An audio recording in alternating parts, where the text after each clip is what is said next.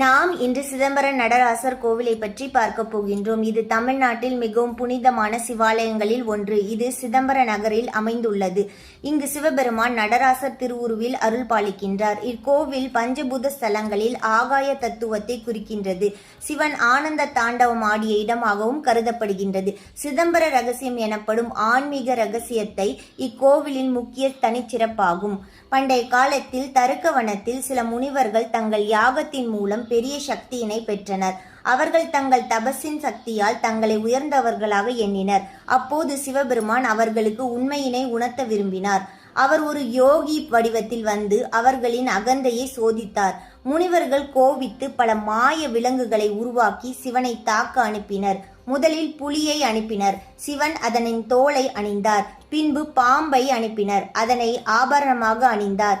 அசுரன் முயலகன் அவனை பாதத்தில் மிதித்து ஆடினார். இவ்வாறு சிவன் தனது ஆனந்த தாண்டவத்தை வெளிப்படுத்தினார். இதுவே நடராசரின் தாண்டவமாக அறியப்படுகின்றது. இந்த கோவிலுக்கு சென்று அந்த நடராசரின் அருளை பெறுங்கள். இது போன்ற கோவில் வரலாற்றை பற்றி பார்ப்பதற்கு சாய் அர்ஜுன் யூடியூப் சேனலை சப்ஸ்கிரைப் செய்யுங்கள்.